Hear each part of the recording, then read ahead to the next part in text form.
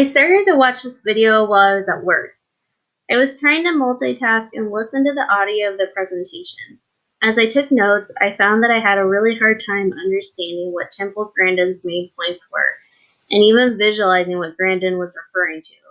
Her voice sounded like Ann B. Davis, most commonly known as Alice from the Brady Bunch.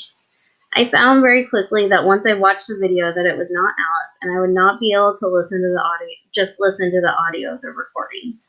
While watching and listening to her presentation, I was able to appreciate and comprehend what was being said and was able to take twice the notes than my previous attempt. Ironic, huh?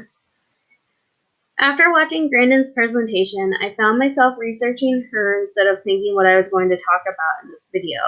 Her ideas and dedication to promote mentorship to young minds fascinated me, and it made me wish that there are more people who think like Temple Grandin. Grandin's description of the way she thinks was described as thinking in pictures, as if she was Googling her thoughts and coming up with thousands of images. It made me understand that having various kinds of minds is not only okay, but truly important and remarkable.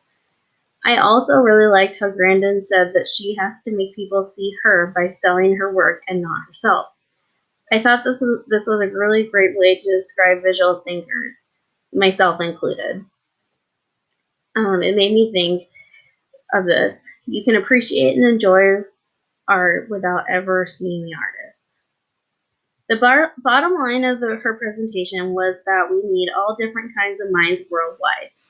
As a huge advocate for mentoring young minds, Grandin made a solid point that most people tend to forget. The children are our futures, and mentors are essential. If no one takes the time to mentor and help children find their spark and thrive on the abilities they have, the world will miss out on some really great and possibly life-saving innovations. I don't want to imagine what it would be like if the greatest inventors, artists, doctors, musicians, and scientists of our time would not have had some kind of mentoring in their life. I also really liked how she spoke about hiring people with experience, who may even be retired in their career field, to mentor young minds. She gives value and purpose back to the elderly. Just because they are old doesn't mean that they are enfeebled. It doesn't matter if the information and methods that are taught are old-fashioned or outdated either. The end goal is to encourage the young minds to be interested and to find the spark inside themselves that makes them want to learn more. It is easy to misinterpret people's intentions based on communication and perception. Our culture is more in tune with emotions and feelings than ever before, which when used appropriately is a great start. But do we really take time to understand why people think the way that they do? Different minds have different styles and abilities of thinking, but it doesn't make one better than the other. Conflict in relationships arise when different minds can't understand the others. If we step back and see each other's values for what they are instead of what we wish they were, there would be little to no conflict. Our political culture is a great example of this. The ideals are based mostly on Republicans and Democrats. Most people from both sides can't understand the thinking of the other, and often result to criticism, insults, and even in some cases violence.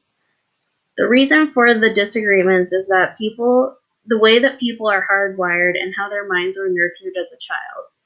Sadly, our culture isn't and will be nowhere near a clear resolution of any kind until we can accept people for who and their different minds for what they are. I think that this presentation can help in my writing because I now understand how to clearly state the other side of the argument by challenging myself to think of a situation in a different way. If I can see both sides of a subject, then I can be objective than rejective. Ideally, I will have more clarity and purpose in my writing. The more ideas that I have, the more that I can write and relate to different minds instead of just one. I think that this will be especially helpful to prevent frantic writer's block at 11:45 p.m. on a Sunday night. No matter what kind of mind we have, I know we can all relate to that feeling. Thanks for listening.